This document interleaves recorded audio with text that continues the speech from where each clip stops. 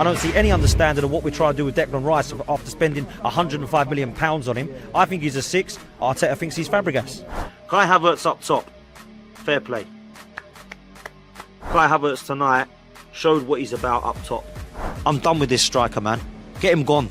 He isn't a number 9. He isn't a number 10. He isn't an attacking 8. He isn't good on the wing. So what's the point of having this guy?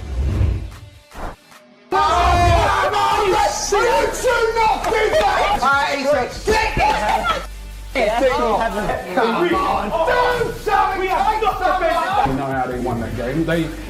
To be fair to them, how they've done. If you're looking at the screen, don't ever referee a football game again. You know what, I'm sorry, but why is VAR telling him to look at the screen?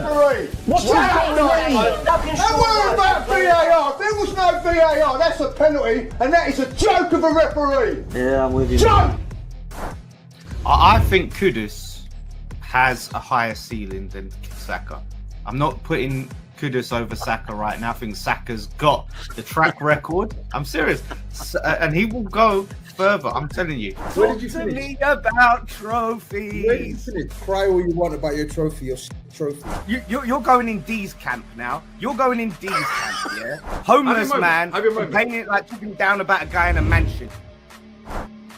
The battle for North London is looking kind of easy for my club. We brought in Solanke. You're playing catch up, brother. That's why. No, we're not. No, we brought in Solanke, and you're sticking with Havertz. It's a disaster, bro. Like, you man can't be serious. If I were you, bro, I would actually exercise my right to remain silent, to be honest, because my club is needing that to get me. So Lawless, let's do something, man, because I'm so certain we're not finishing below West Ham next season. Your team has somehow managed to outdo themselves. They're even more arse than they were under Lopetegui. We had to go and pay Dean Henderson, God knows how much, like probably £30,000, and we could have won without him. We could have played with 10 men. For the third time, are you finishing above Chelsea? Go on, Lawless. Know your place, What did man. I say? Know your place when you're talking about Chelsea, yeah? Because your club is not it. I hope everyone had their laughs while they could get it in. But guess what? The mighty Chelsea ain't going nowhere, bro. Mighty Chelsea ain't going anywhere, bro. That is amazing. Yeah? That's And I know it hurts you lot. You lot thought we was done after the moment. You're not done. Yes, people. Big up to everybody in the house. 12th man is back. We've got another Guna to Guna with one of my favourites. Links in the title. It's DG Deleted Guna in the house. How you doing, my bro? Appreciate that, man. I appreciate it, man. You know, I'm part of the furniture on your platform, likewise on mine. It's always happy to be here, man. I'm sure we're going to have a lot of interesting stuff to speak about, man. One love to everyone in the chat and one love for having me, brother. No, love for coming on, man. Listen, me and DG are going to be around about 1 p.m. every Friday. We're going to alternate the channels. So that's going to be mine on him on mine, and it's my turn today to invite him on. Listen, people, do me a favor, hit the like button. Make sure you hit subscribe as well. I know a lot of you have done so already. So please make sure that you do that. And also, please make sure that you follow the link pinned to this comment and, of course, in the description, because as we've just seen the trailer there, tonight at the Hippodrome Casino, you can still get tickets. It is your last chance. So please make sure you do come join us tonight. There's a lot of you that's going to be there. So please do come and meet and greet us in person. It'd be great. You see the panel there. They're all lit. They're all looking forward to it. It's going to be a lit show. And if you want to come down, then please make sure that you do.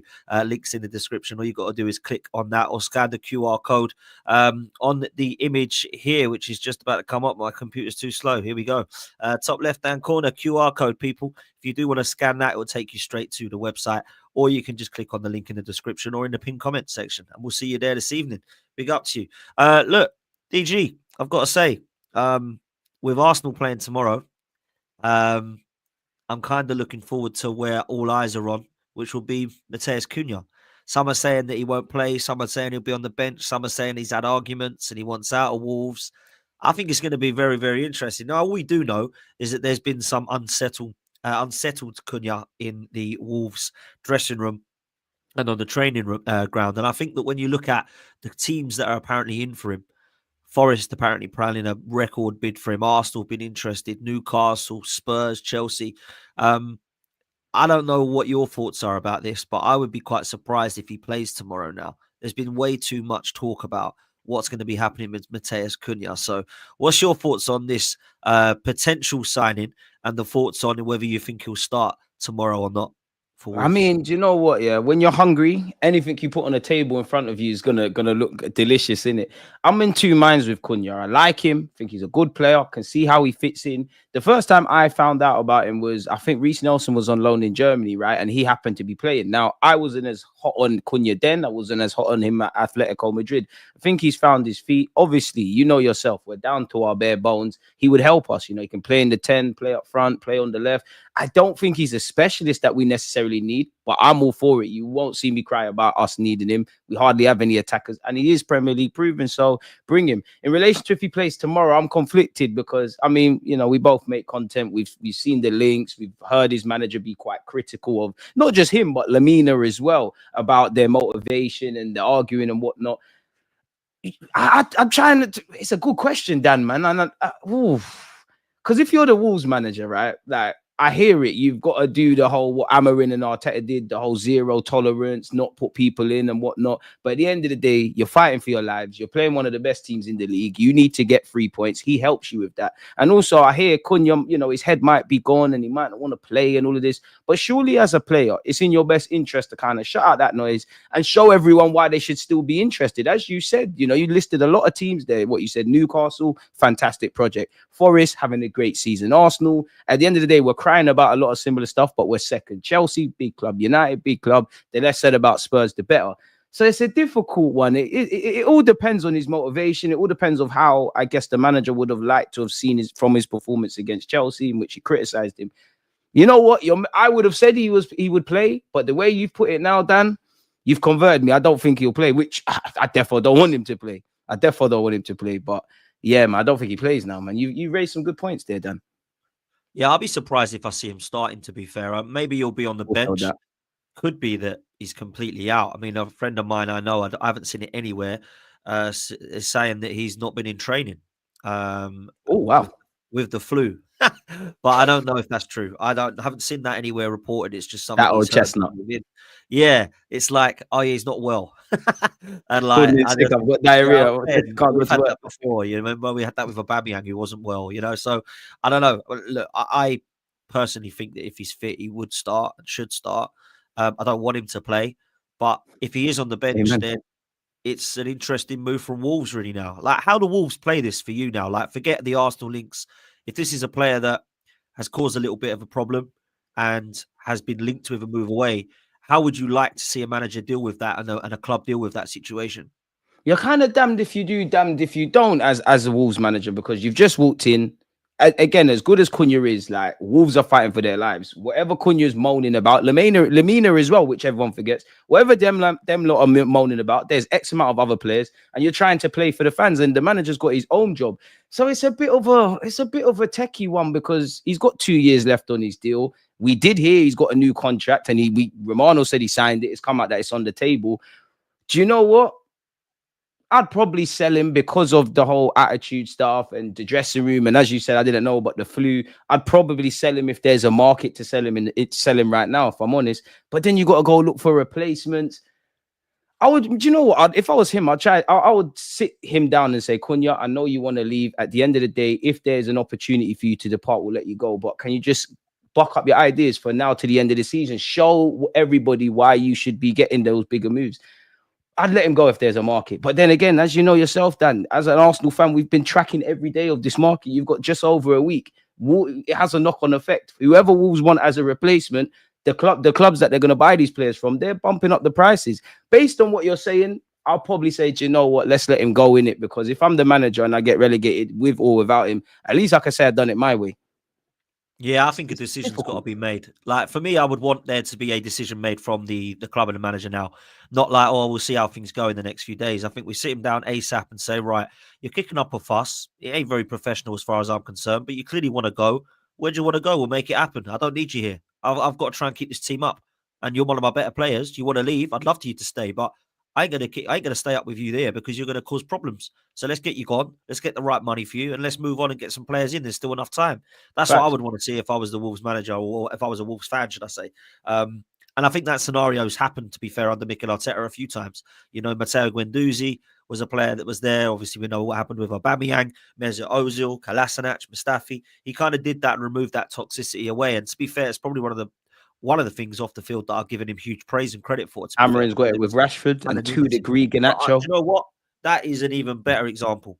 Rashford, he's not kicked a ball since. He's going to go. We don't know where. If he stays at United, he's going to be playing in the reserves. He's removed the problem.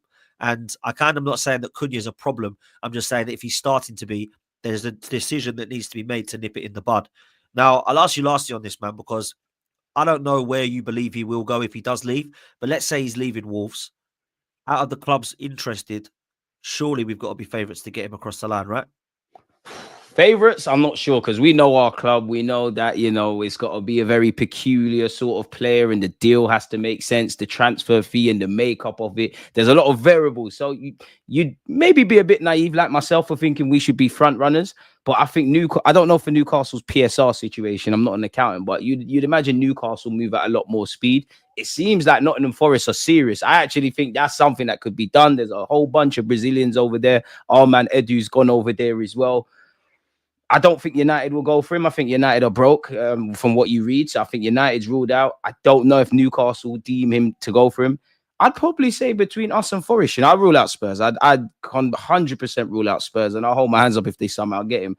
I'd say between us and Nottingham Forest, Genuinely, I think between us. Yeah. But I think Nottingham Forest are more likely to actually place official bids. We know our club. We're very peculiar. We'll test the waters with his advisors and see if he wants to sign for us, and we'll try and make a deal that makes sense. And even with that, to go back to what you said, yeah, the manager's one thing. But when you said what you said, it made me think of if I'm like the CEO or whatever of Wolves. If we've handed him a new deal and he's making the mess, even if Pereira wants to keep him and sell him in the summer or whatever, how much like things from above are going to be saying, you know what, we need to get rid of him. We don't really care where he goes. We're selling him be all and end all. So it's a techie one. I actually think the Nottingham Forest one has more legs to it, if I'm honest, man. But I think we got a chance. But then even today, he's linked with Chelsea again. He's linked with Aston Villa, I believe. So I don't know, Dan, man. It's crazy. Listen, he's a wanted man. He's a wanted man. And you can see why, because obviously he's Premier League proven. He's been killing it. He's on form this season. He's been doing probably Wolves, the only hope they've got really of scoring at the moment is when Cunha plays and everything seems to come through him.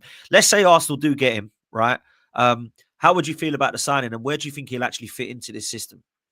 I mean, as I said earlier, I don't think it really... I'm being a bit spoiled, but I don't really think it fixes anything. I don't think, you can play as a 10. Are you more likely to play in that 10 ahead of Odegaard if everyone's fit? Probably not. On the left-hand side, I think you're a better option than what everybody else is showing me at this moment in time. But you could argue with everybody fit, you don't know what's going on there. I'm not a fan of the false nines, admittedly. I'm cool to do it on a couple of occasions. I don't like to see it on a consistent basis. And I think I speak for every Arsenal fan where, you would want maybe not necessarily in January, but you'd want Cunha and you would want a cold-blooded number 9. I think he will probably play off the left. I think he play off the left, Dan. I actually think he play off the left more than anything. Obviously, with the injuries we've got at the moment, left, right, he'll play everywhere. But I'll have him because I look at Liverpool's model. I know they ain't got Mane and Firmino. Salah's obviously the top dog. And then they've got other players who chip in. I know Liverpool fans are quite critical of Luis Diaz and Darwin Núñez, but at the end of the day, them lot, the injuries aside, Jota, they're all chipping in. And I think we need that. We all know if you put a gun to our head in the summer, Bukayo Saka is the only one that we can all bet on is going to have strong numbers or show some extended consistency. Kai Havertz is going to score goals, but it's going to fluctuate. The same said for Trossard and the rest of them. Martinelli, we're at. I think he's either on course or has equaled his Premier League tally from last year. So I'm having Cunha, man. I don't think it fixes anything beyond us having more attacking bodies, which we need. But who doesn't want a shiny new toy, man? And he's Brazilian. And if he wants to sign for us. And at the end of the day, you sign a couple of good players, you got a bigger squad and a more talented squad. I think that's what we need to do, man. I know that you can't sign everybody, but it just feels like, Dan, with us, it's a very particular kind of profile, and it's almost like a special player that nobody else in the footballing world can look at. And I'm not dissing Kai Havertz when I say this, but he's going to catch a stray. I hear that from what you're saying, Arsenal. But then when you're signing Kai Havertz, it's not making sense. It's not making sense. He literally doesn't. It doesn't match what you're saying. It's a tricky one, man. I did think we'd have a signing by now, Dan, man. I'm sure you did as well. But then again, maybe we're fools. Maybe. Did I think we'd have a signing by now? The reason I'm going to say yes is because I felt the club were desperate what I got wrong was the club don't feel we're desperate. Clearly, because they're chilling. And Yeah. look, I've got pros and cons for this signing. I'll tell you what the pros are first. Cunha's a good player. That's one pro. The other thing I like about him is he's versatile. And the other thing I like about him is he's actually at a good age and on form. Lastly, he's Premier League proven. And I think as well, you've got to look at how he fits the team to take us across what I believe is the line. Now, there's some positives and negatives, and the negatives kind of lead on from that last point. Do I think he's the guy that takes Arsenal across the line? No. I think he can definitely come in and score goals. My problem is, and this is more the negative side, is he isn't an out-and-out striker. He isn't prolific number 9. He isn't going to get us 25 goals a season. The other thing I would say is Arteta seems obsessed with this false 9 position and a second striker. It feels like we've got 3 now. Jesus, Havertz, and potentially Cunha if he comes in. So if we're signing him, it looks like we've potentially got 3 strikers that aren't really strikers, that aren't really prolific number 9s, but can play there, that kind of can play in the attacking 10 or second striker and could move wide. I kind of need players that have a proper position in this Specialist. now. Yeah, I want a player that comes in and you know his position and he ain't moving for that position because he's too good to be moved around. And that's what I think Arsenal need right now. So when I'm looking at players coming in that are squad players, that's cool. But I need to be seeing in the summer our number 9 that he ain't going to be moving anywhere. He's the number 9. I need to be seeing someone for Saka who we know comes in and he's definitely on the right-hand side because he's too good over there. I need to see a left-sided midfielder that we know can be an upgrade on Granit Xhaka, and he don't move around. He just stays there and he dictates. And I need a left back that can actually play left back and doesn't play in about 4 positions and doesn't invert here, there, and everywhere. So you're asking for too much for that one, Dan, man. Yeah, well, it seems at the moment that's the position that drives me wild because I don't quite know how you can go through 15 left backs and then find out your best one was your academy lad. That's the problem I've got. So look, with the Cunha thing, because we'll move on to that. Trust me, we will. With the Cunha thing, I think it would be a good signing for Arsenal. Let me ask you lastly on this. Is it a lot of money? 60 to 70 million for Cunha if you want him now. Wolves are going to ask for that, and rightly so, because he's their player and he's their best player. Would you be happy spending that much money, or would you think it would be utilised better somewhere else? You could argue it'd be utilized better somewhere else, just based on, like the other targets. We've had accredited interest in the Kuduses and the Nico Williams, etc. I do think it's a bit steep, regardless of the January stuff. I obviously think, that probably has some ramifications of what you're looking to do in the summer. But at the end of the day, to a degree, I'd say the question for me is whether we think Cunha's a player that's worth overpaying for. Whether I agree with it or not, potentially you could argue Kai Havertz. The club reckoned he was worth overpaying for. Benjamin White, 1 season in the Premier League, 50 million. They reckoned he was worth overpaying for. Respectfully to Declan Rice, nobody wanted to pay 100 million. No one wants to pay 100 million for any player, but he went for that. So Cunha is a player that, admittedly, if it was me, I wouldn't move heaven and earth for him. If there is a deal to be done, I'd do it. But 70 million, I mean, I could look like an idiot. He goes somewhere else for 70 million. He does the business. It is what it is. But 70 for me, for Cunha, I'm not really for that, man. Maybe if we could get for 50, 65-ish, yeah. But then this is the modern day, Dan, as you know. Like, this is it. Play, it's what you can hustle. It's not necessarily what a player is even worth anymore. So as long as they do the job, no one cares. But yeah, when I hear 70 million, I'm like, oh, is it better off, finding some other solution? And if you genuinely want Cunha, going for him in the summer where he's got 2 years left on his deal, might not sign that new deal, and you've got more of a leg to stand on, and Wolves might want to negotiate more because they've got time to find a replacement. The 71, nah, not for 70 million, not for 70.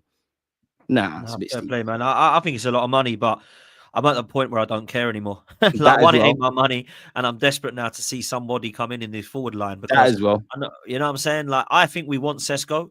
I think we know Sesko's a summer move, so we're now looking at who we can bring in alongside it. And it's a good point from Twinny in the chat. I don't know if you see the future of this happening potentially if we were to get somebody like Cunha. Could we be playing with 2 attacking midfielders, Rice in the 6, and then you allow for Ødegaard and Cunha to be in that kind of attacking 8 and attacking 10 role? Do you think that could work? Ooh, I mean, it could work, but I think we're more likely to see that next season. I don't want to comment on a player that hasn't signed for us, but we've heard all that talk about Zubimendi. Like, yeah, he could, Zubimendi could be the 6, Rice could still be the 8. But when you look at Zubimendi at Sociedad, sometimes he's played as that lone 6. So I do sit there and wonder, is Mikel Arteta going to have Zubimendi as a lone 6 and 2 rotating 8s, whether that would be Rice and a Martin Ødegaard or indirectly Cunha? We need different solutions, innit? I know Arteta is fixated on his way of playing and has changed things, but I would like to see every now and again just something different tactically, man, because it keeps our oppositions guessing. And as we've seen 9 times out of 10, I think Mikel Arteta can plan things to a T. But I think for his players and the players have to take responsibility, and for Arteta, when there's spanners in the works in real time across 90 minutes, it feels like we keep doing the same thing, hoping our luck's going to change. And that's not really a good way to go around life, let alone football. Yeah, it's interesting, man. Look, before we come on to the press conference and the weekend's games, I wanted to stick on transfers because there's a lot of talk at the moment that Arsenal have got upset, or Arteta, I should say, is obsessed with players. What do you make of the rules of this Edu thing? Because we don't currently have a sporting director. In fact, that's a lie. We do. Jason Ato's taken his place. It's an interim. So we haven't actually appointed or replaced Edu. We've just promoted somebody that we thought half did a decent job. So now we've been giving him the role. But it looks as if this Zubimendi rumour is kind of coming to fruition for the summer. So that means that we didn't need a sporting director to get him across the line, potentially, if he does come in the summer. Do you think Arteta's calling all the shots now and that we just employ a sporting director that can work alongside him and we might get somebody like a Rosicky or Mertesacker that can work with him? Or do you think we are in the process of not rushing that so we get the right experience in to work alongside him? Because I feel Arteta's just got all the power now and all the say. Clearly, Arteta's got all the power, man. I think Arteta's got all the power. I've said this on your channel before. I think in an ideal world, if Mikel Arteta was Arsene Wenger, which I'm not saying he is, you need that David Dein to kind of pull him back from the madness, and that sporting director. Because I said this on your platform, I would prefer a bit more of an experienced one. I think we've tried to have 2 people learning. I think we need an experienced one that can pull rabbits out the hat, whatever those rabbits would be like where we are right now. I think we need that. But then if we get that, are they gonna have that voice to tell Arteta, no, forget 65 million on Kai Havertz, you can spend this other way? I wasn't against signing Calafiori, but a sporting director might say, do you know what, our budget is kind of dead. Clearly there's an indirect remit on needing to sell players. Do you need another left back? Clearly Arteta's got all the shots and all the power. I do think to a degree Arteta's been incompetent off his own back, but I also think there's been a level of incompetence in general, and I feel we haven't wanted to get over the line for whatever reason. I could understand if the Cronkies sit there and say, do you know what, and I'm not backing the Cronkies, I could understand if they rightly or wrongly sat there and said, you know what, Arteta, we've given you a lot of money, you keep buying new goalies, you keep buying new left backs, you keep buying midfielders, you took Declan Rice, a world-class, top-class number 6, making him at 8, you bought a midfielder in Kai Havertz, you're playing him up front, we gave you 45 million for Jesus. I can understand if they're saying, do you know what, you need to sell, or we need to see a bit more from these players before we spend a bit more. But I do think there's a lot of power that Arteta is getting, and it's growing. I mean, half the time we sign players, you see the same themes. You do the same content I do. We read The Athletic, and what does it say? Not everybody was convinced on this player. Mikel Arteta is the one that wanted him, and which I'm not against. End of the day, I do believe if a manager wants a player, go and get that, because if he succeeds, great. If it's rubbed, then it's down to the manager. But yeah, man, I do think we need a more experienced one. And you said a great point there with the Zubimendi thing. You don't necessarily need someone in place. I think fans are a bit naive. Obviously, there could be a spanner in the works, but it's a bit naive to assume Edu's gone and we're down the toilet. Obviously, that's put a spanner in our works. But you'd imagine the planning, not just at our club, but elsewhere. They're still trying to get summer signings done, Dan. And I must admit, now that you say that, I always have to remind myself that me and you are talking about transfers. We've got an interim manager. We've got several problems on the field. And we're still second and about to qualify in the champs. Like, we're a mad club, You're actually a mad club. It's never a boring day supporting this club, man. I love it. It's a mad club, but it's the one that we love, bro. Yeah. It's crazy and it's scary. Where do you stand on the question that everyone keeps asking that nobody seems to be able to answer? Stan and Joshua Kroenke aren't providing funds for a striker. That's one statement. Or Mikel Arteta doesn't want a prolific 9 and he wants a false 9 to work. Which one are you leaning towards, man? Ooh, that's a good question, Dan. I think he wants one, I actually think he wants one. I just think he's very fixated on the striker he wants. Now, whether we're giving him the money to do that, kind of the piggy banking of the points I previously said, is another thing. But then I can understand both sides. Like, I can criticize the Cronkies and things like that, which I feel the same way you feel. But if I judge them on this self-sustaining model, I genuinely think as much as us as fans, we were kind of just fixated on, we finished 2 points off City, we need this, that, and the other, we're so close, and then we're kind of lit. I do think there was a bit of a remit on selling. So I guess we'll never know, but I think he wants a player. I just don't think we're going to commit the money that we need. And I think the little budget he had, I don't know if he spent it in the best possible way. I do think he wants a forward. I don't mind if he wants a niche forward, but then for me, I want someone like Isaac. You know, I know we're not going to get Isaac, so it's a non-story. But me and you spoke in the Newcastle game. Everything he demands from Kai Havertz and all of those guys in dropping deep, working the channels, linking play, Isaac does that and also scores goals. So I want us to go find that. But the striker market's dead. What I would say, whether it's the Cronkies, whether it's Mikel Arteta, we've been looking for a forward we've needed a forward for a while now. We know we've needed a forward. I don't think this is anything new. If we were trying to buy Sesko last summer, everybody that understands anything about football, you don't just wake up in the summer and decide Sesko's your guy. You wanted him a year or two before that. So we've been looking for the best part of a couple of years, man. So go and get that. I'm not necessarily against that. You look at Liverpool, they've got, apart from Salah, who can play up front, is on the right, they've got players that can play here, there, and everywhere. So get it done, man. There's no excuse. If you can't find that cold-blooded number 9, get us someone that's going to put up Saka numbers or even half of that. What I won't accept is this next season thing, because it always feels like that. Yeah, it does. And what frustrates a lot of people is that Marmoush has gone to City in this window, a player a lot of Arsenal fans wanted. Kvaratskhelia has gone to PSG, a player that I and a lot of other people absolutely wanted. What I would answer the question is, and I've been asked it and I've kind of don't know which one it is. Is it Arteta don't want a prolific 9 and he wants a false 9? Or is it that the Cronkies won't provide funds? And I think I know the answer. And I don't think it's either of those things. I think what it might be is I don't think the number 9 that Arteta wants has been available yet. And I'm not 100% convinced, people might look at that and think that's crazy. What, in 6 years? I don't really think that he has identified the one that he wants yet. And I think he might have. And I think it is Isak, but he understands he's not available. So therefore he's gone for Sesko. That's what I think it is. Because I don't know how much we really wanted Vlahovic. I don't know how much we really wanted some of the other names that have been loosely linked. What I will say is the 2 that he did want, Havertz and Jesus, one of them was a false 9 at City. And he wanted to try and make him his 9. And the other one was an attacking midfielder that he thought from Chelsea. And he thought, actually, he can play in the 9. So when we're looking at trying to replace Aubameyang, we haven't done it very well at all. Because Jesus has had injury issues and was never going to be as prolific. Eddie Nketiah was never good enough. And then, of course, you've got Havertz now, who's completely different to Aubameyang in everything that he does. And I think can definitely be a part of the squad, but he's not going to be the number 9 that we all want him to be. He's not going to be our Thierry Henry. He's not even going to be our Dennis Bergkamp. He's definitely going to be anywhere near like a Van Persie or even an Adebayor or a Aubameyang level. So I'm looking at all the names you've had in the past and I'm thinking, yeah, this guy's nowhere near that level. Now, I don't like to blame Kai too much. A lot of people put the blame on him and say he's not good enough. I don't think that's his problem then.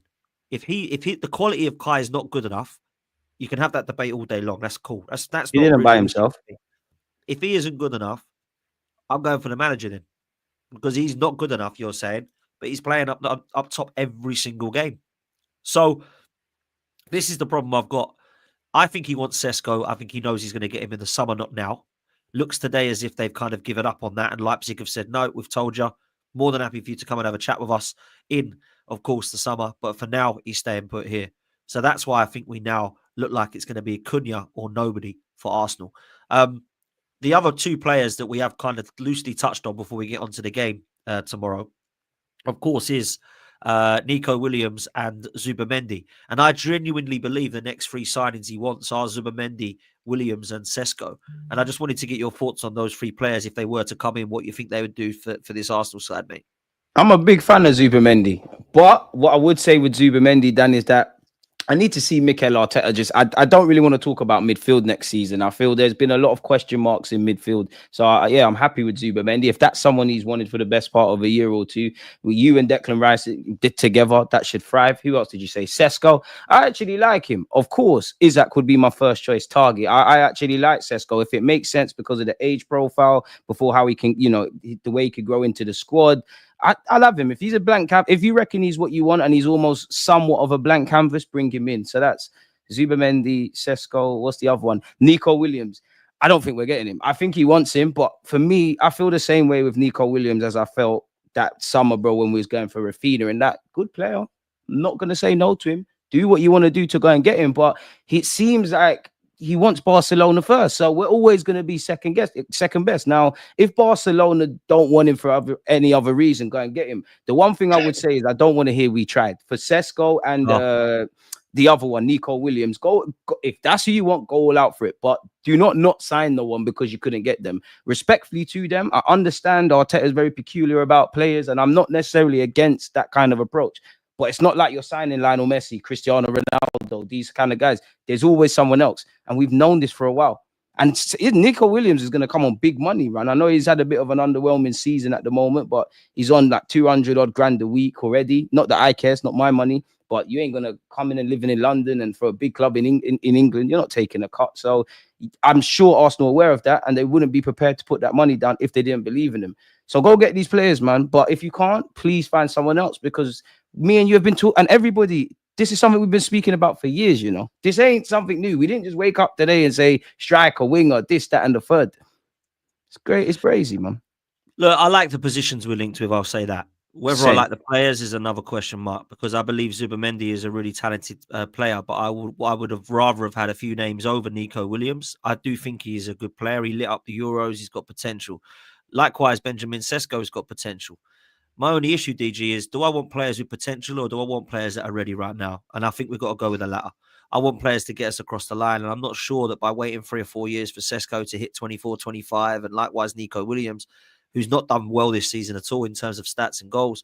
I look at the situation right now, and I think, yeah, there's 5 or 6 players that I still think we can upgrade within the first 11. I still think there's 5 or 6 players that we need overall to come into the club. So I'm not talking about 2 or 3 players coming in here. Some of the fans I talk to are different. They're like, nah, we just need a left forward and a left winger and a centre forward, and we're done.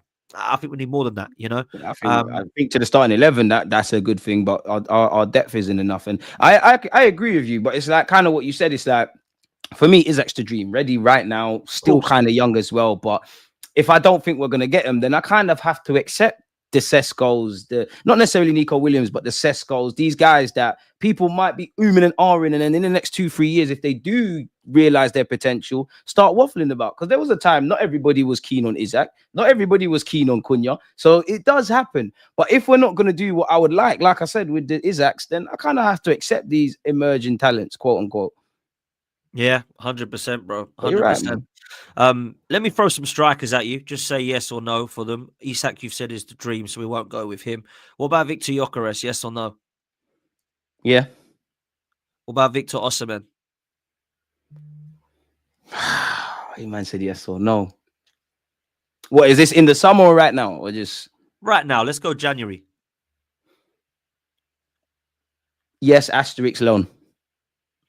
Okay. That's interesting. What about Sesko himself? Would that be a yes or no? That would I'm on the propaganda. I can't lie, they've got me. They got me down. I'm on it. They've got you. What about John Duran? Yeah, I like him. Yeah. João Pedro from Brighton. Yeah. I don't think I'd play you as a striker per se. I don't think I'll put the burden on you to score goals, but yeah. Okay. Ollie Watkins? Yeah. Not the first choice, but yeah. If it came to it, I wouldn't cry. Yeah, and I mean, I don't know much about him, but Jonathan David keeps being mentioned from Lille. Now, not as in for Arsenal, but just in general. I don't know what your thoughts are on him. I haven't really seen enough of him, to be fair. He's decent. It's weird with strikers because some peak late, some you're not necessarily convinced on, and then a couple years down the line, like with some of those names you said, and somebody said Ollie Watkins. There was a time not everyone would have wanted Ollie Watkins, and then there was a time everybody likes him, and myself, I've said yes.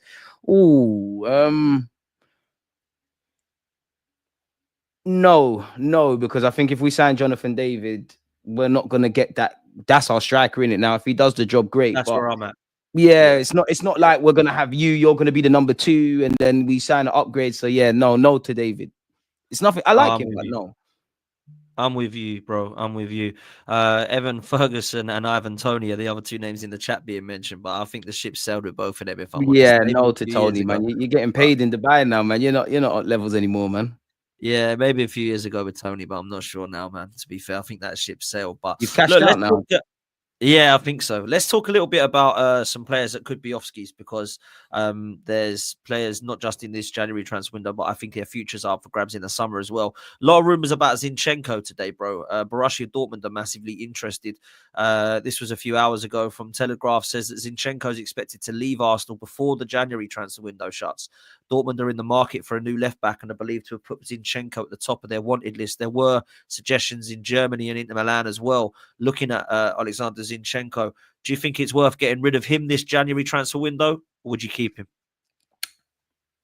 It's a techie one because me and you have been speaking about bodies and lack of depth. And, it's one thing talking about the players that are injured. It's another thing. Any day we wake up, there could be more injuries. So in terms of just keeping already depleted squad together, I'm not against it. Zinny can go, though. 2 years left on his deal. Don't care how much a man gets paid, but he's probably on something big. Lewis Skelly's emergence has helped us as well. Obviously, if Calafiori and the rest of them are fit, we can. And with Ben White looking like he's getting fit, Timber's an option over there. Zinchenko, you can leave, man. Again, I know people can criticize you, but that first season was great. You was an Arsenal fan growing up. You've been a model professional. We hear you're a big influence in the dressing room. Thank you for your service. But the reality is, don't have any confidence in you, really. But ironically, the role that he's playing right now, off the bench or starting in low-level games that we're going to win, I think we always should have done that with him. But yeah, let him go, man. Let him go. Let him go. He's got 2 years left on his deal. Might not have that opportunity. Let him go, man. Let him go. Yeah, look, I'm with you. If I'm honest with you, Zinchenko and Tierney, their futures are both up at the club for different reasons. One of them, I think, is good defensively. The other one is not good defensively, but good going forward. They're kind of the polar opposites, really. I think both of them need to leave the club because I think they deserve at their age to be playing football. I think they're both similar age, actually, around 27, 28. And Kieran Tierney needs to go back to Celtic and be loved again and love his football. I think Zinchenko needs a new challenge. What I wouldn't do, however, is get rid of them both in this window because I feel then you're just basically making yourself even more short.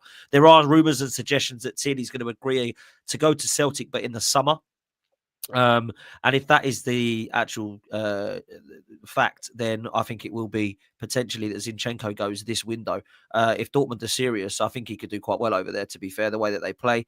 And I actually think that there is a position for him in the midfield. I've always thought that. I just think he plays very well on the ball. I just don't like him defensively at all, positionally. So I will say that. Big up to Matty, Southern Guna. He's raided. Absolute legend, Big him up, man. My guy. Absolute legend, man. Make sure you go and follow Southern Guna. Absolute hero. Thank you for that, Matty. Really appreciate that, bro. And look, I've got to be real.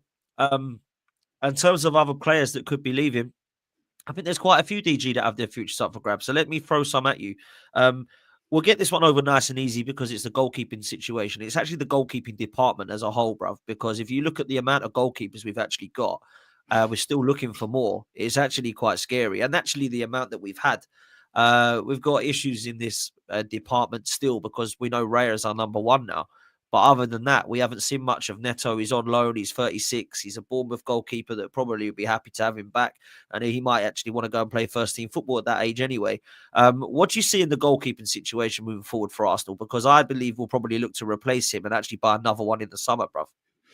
I think it's a mess, man, because I know, last summer it was all about strikers, all about wingers, all about centre mids and the rest of it. But what went under the radar was we needed a couple of goalies or we would have had some kids. We brought in a goalie, unfortunately, in Arsenal fashion, that is cup tied. And we was trying to get that Garcia lad from Espanyol. Now, I can't speak like I'm a religious watcher of him and whatnot, but I always felt like what was the point of that beyond maybe him having potential because he's 23 or something like that. He just started getting into the Espanyol squad. You're not, unless maybe with Arteta's track record, you could eclipse Raya in the next season or two, but you're spoken of potentially being number one for Spain. With all of that being said, are you going to be happy sitting on the bench? You never know. Mikel Arteta might have rang true about our sub goalies at halftime and rotate and things like that. I think anyone that understands football knows with the Ramsdale and Raya thing, you couldn't listen to anything Mikel Arteta said. We need to sort out the goalie situation, man. In an ideal world, you sign somebody like a Neto, who's kind of a competent keeper, but they're past it.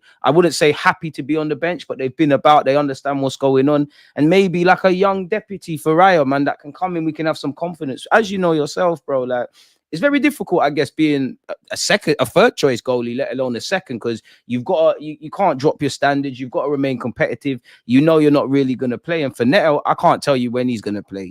If Liverpool win the league sooner rather than later, he might get his Prem debut for us. He can't play in the League Cup, as we know. FA Cup's done.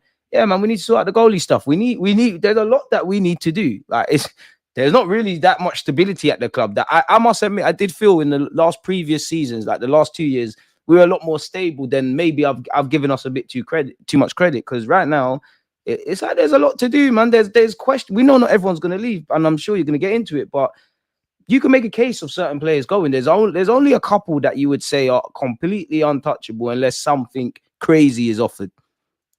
Look, I'm with you. I think the goalkeeping scenario is one that we've got to just sort out. I think we've half done it. We know Raya's number one. We've got to sort out the number two. If it's not going to be Neto next season, which I don't think it will, my bet is it will probably be Juan Garcia from Espanyol. I think we'll bring him in. Finally, he's the one that we will probably get that we've wanted for a couple of seasons, it seems now. So I imagine he'll come in and be the backup. I think he's only about 23, 24 years old. So it's not like he's got a wealth of experience, but he's not a kid. And we have got Tommy Setford and the other lads that we've signed as well that they see as the prospects. So there's no point getting another youngster. We've already got one. We've got to go and get a proper number two. In defence, I think it speaks for itself. We know White and Timber are staying there, our right backs. We know that Calafiori and Lewis Skelly now as emergence is going to be sorted for our left back scenario.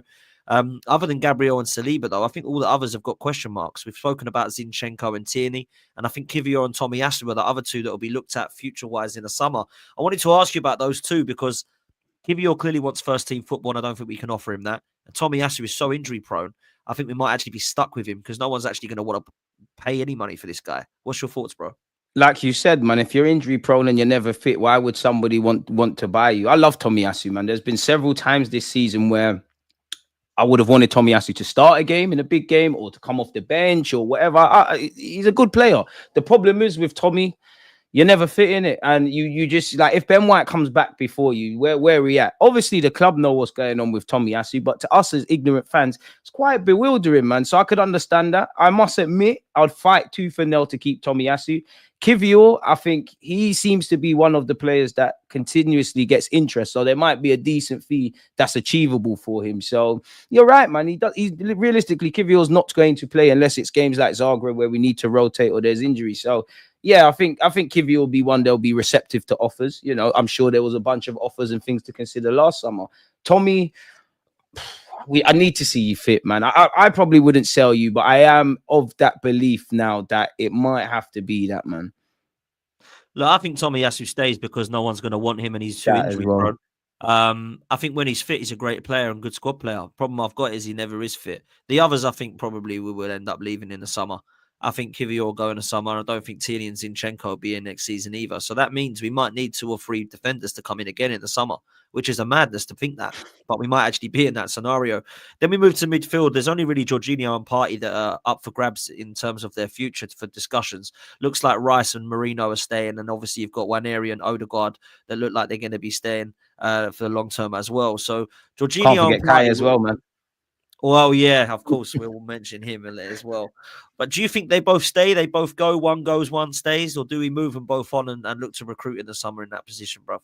Because I think the club are, and again, I'm no accountant, I don't work for the club, but I just feel when you read between the lines of all these rumors, it seems like there's a bit of a remit of balancing the books. And you look at it, Saliba, Gabriel, and Saka are going to be due new deals. Whether you're bringing in the Sesco's and all of these guys, they're going to be on big contracts. You shave Zinchenko off the wage bill, you shave Jorginho, and more so Partey.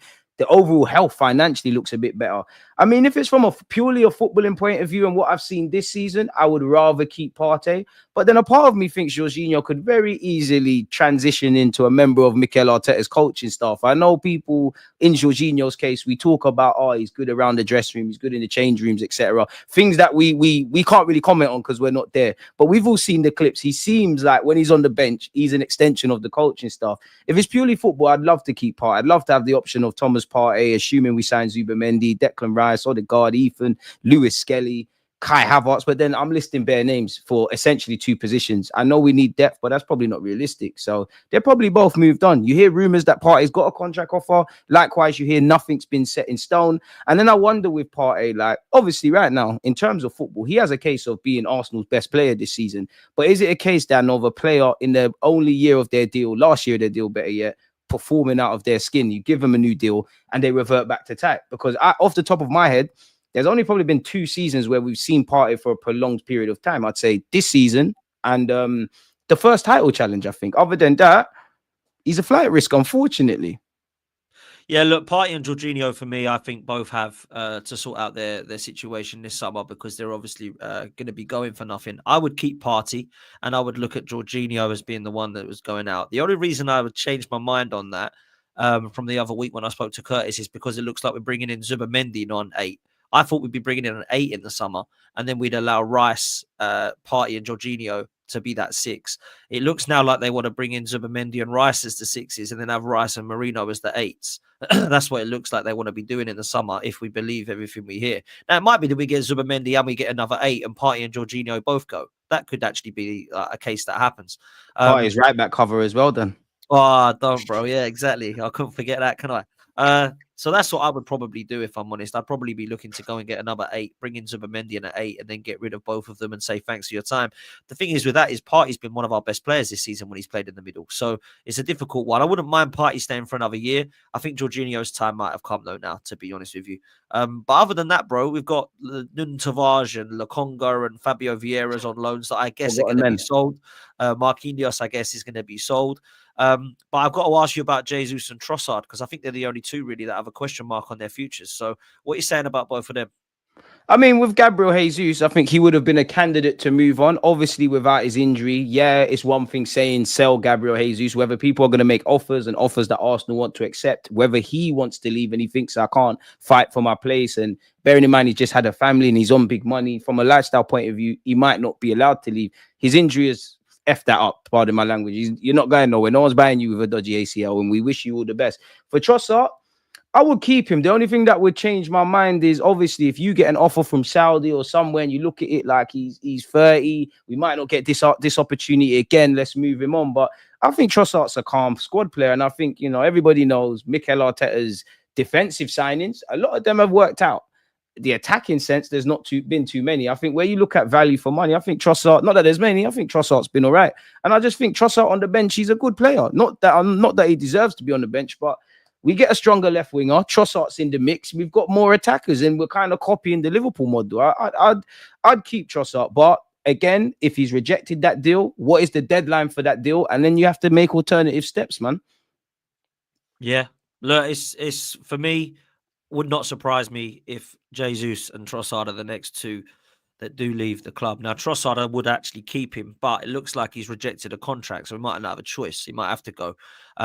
Jesus' long-term injury, we can't look at him at the moment. We've got to pretend he doesn't play for Arsenal for the next sort of 12 months, really, because he's completely done. And we've got to go and bring those players in. And that's why we're going to be looking towards the summer and this window that's currently open to try and get that right, man.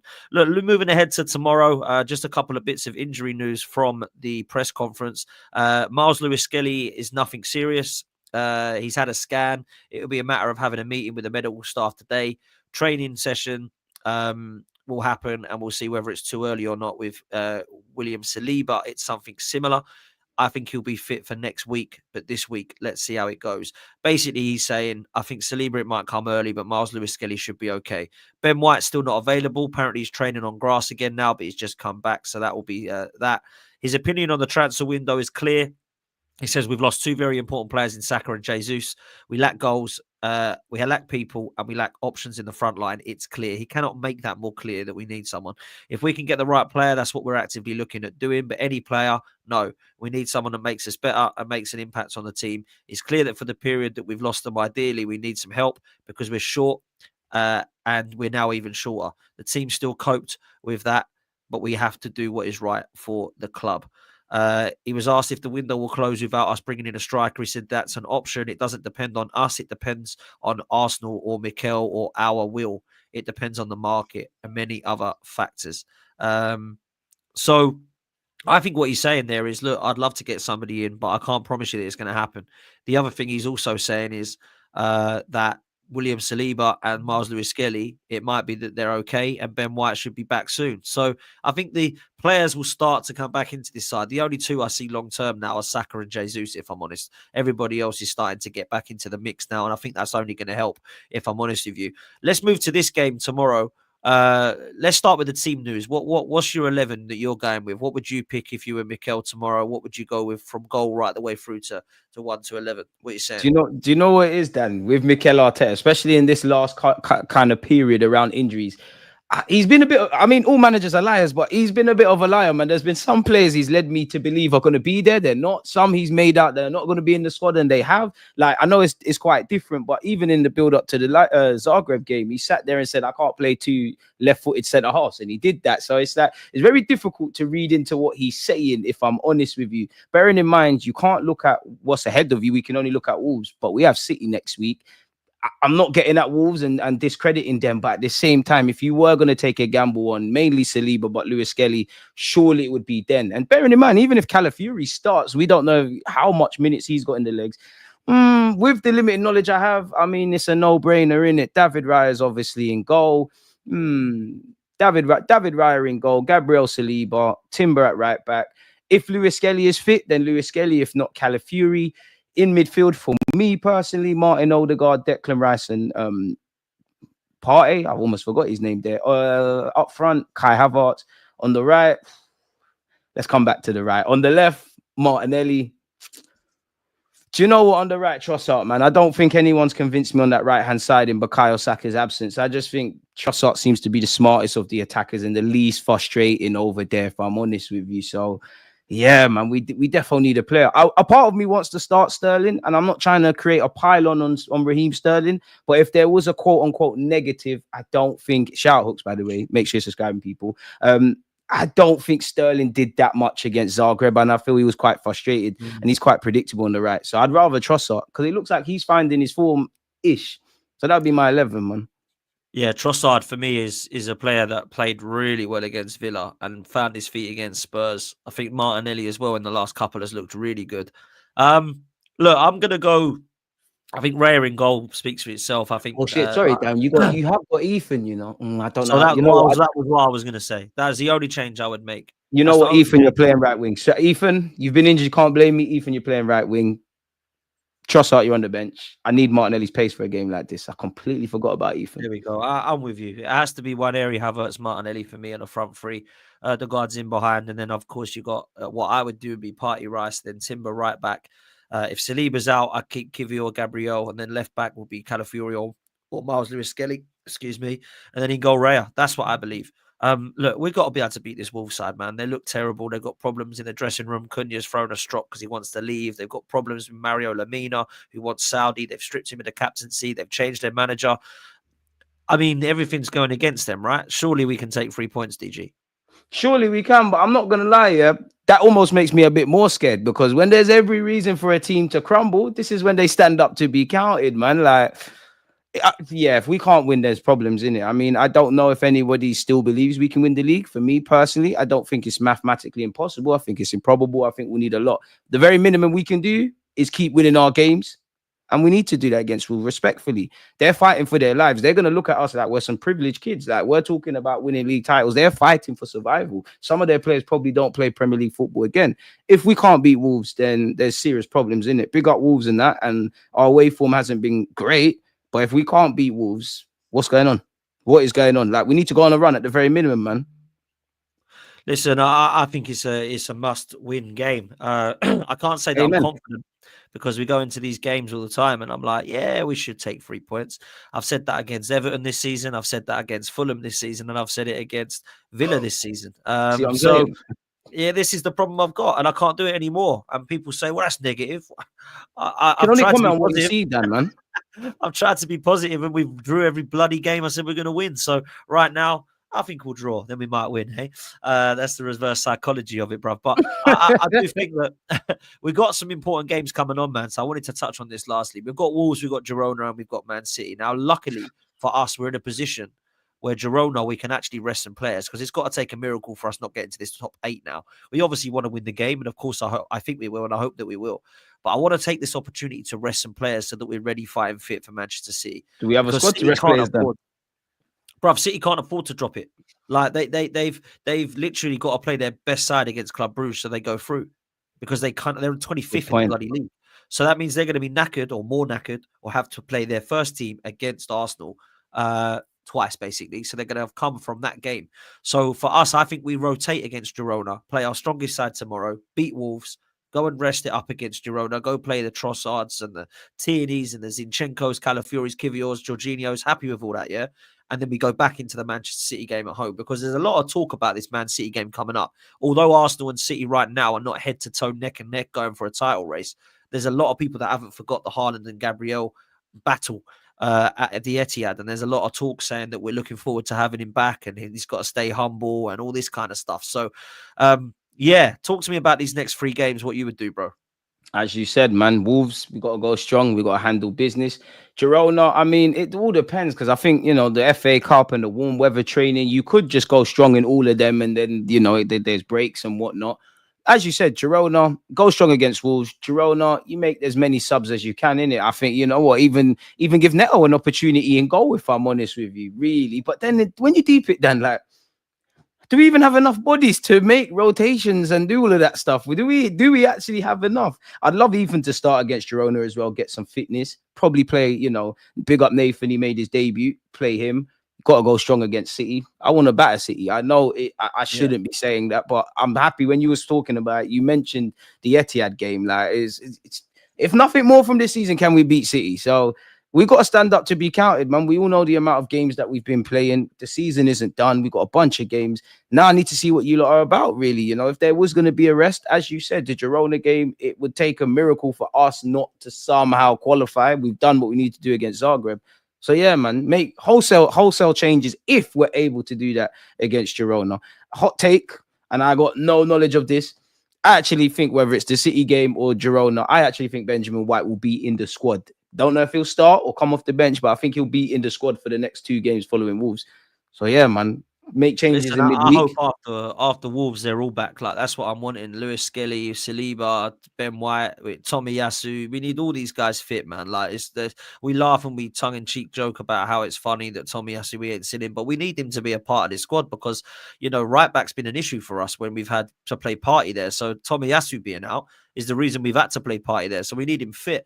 Obviously, Saka, we know, is probably going to be around March, April time. And then we look at Jesus, he's out for the season. So Waneri for me starts on the right-hand side now. I need to see a run of games. Let's hope, touch wood, that he doesn't get a knock this time, because he looked good against Brighton and then had to come off injured. On the left-hand side, Martinelli, Sean.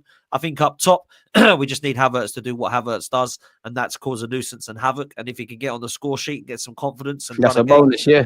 Fair play, it's a bonus, because I've kind of given up at him being prolific, because he just ain't. I will say this.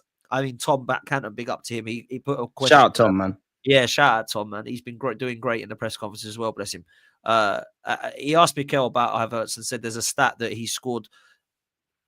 Got to 14 goals, 22 games quicker. Now, I know most of last season he was playing in midfield, and that would probably help as to why he's got there quicker.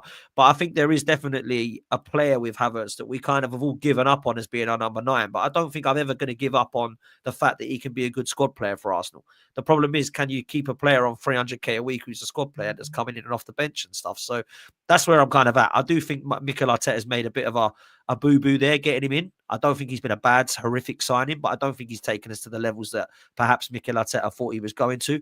I think he saw that by Leverkusen form at 17 goals and thought, yeah, that could be us in an attacking midfield position.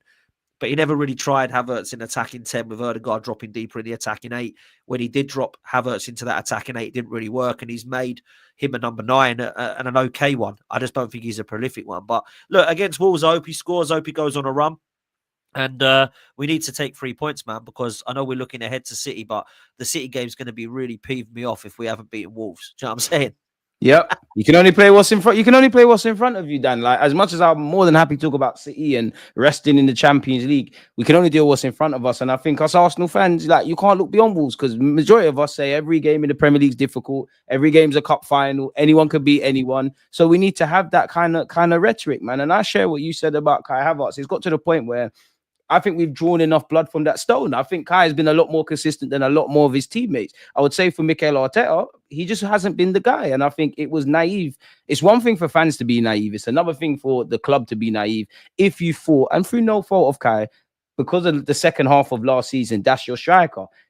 As Dan said, it shows you can chip in. But being the main man, we need more attackers, kind of like Saka, that we know for the vast majority of the season, at least 25, 28 of those 38 games, you're going to do the business. And even what you said, Dan, what you said there, Dan, like, it made me think, like, as Arteta's not an idiot. He knows Kai Havertz can play as a striker. We've seen that before, but all of the talking points around Kai are not what you planned. You're not playing in centre midfield. You haven't been that. So I need Arteta for whatever he can do this season and moving forward. Some of these questions we have, I need to see answers, because that's where my frustration comes with. We've been saying the same thing for a while now. And if you keep talking about the same things and doing the same things, when's it going to change? If nothing changes, nothing changes. Shout out Northside for the raid. Big him up. Yeah, love the North Side, man. I really appreciate that, my bro. Absolute legend. North Side, you are a hero, sir. Thank you so much for the raid. And big up to everybody else, man, for sending them my way. Big up to all of you coming over from North Side's stream as well. Look, Deluded, I was going to ask you about a prediction for Wolves. I know we've just said we need to take each game at a time, but I'm really like interested to get your predictions for the next 3 games. Because they are important. You know, Girona caps off the Champions League run so far in the new format, and we've got Wolves and Manchester City. Talk to me, man. Break these 3 down for me. Wolves, dodgy 2-1, smash and grab, heart in mouth moment. Girona, boring, low-key 1-0. Arsenal, I'm going, you know what, 3 wins off the bat. You know, I got nothing else to do. Wolves 2-1 Arsenal. Girona 1-0. City now. City, because there can be a lot of bad blood. To be fair, Arsenal versus City, they've been kind of stink fests of recent, really. I know the game at the Etihad maybe wasn't because of the red card, but it's like 2 mad managers kind of thinking too much, and like it's just like a video game. They're cancelled out. I don't want us to lose to City, so I'm purely just going to live in positive realm. 2-0 Arsenal. I just want to move to City, man.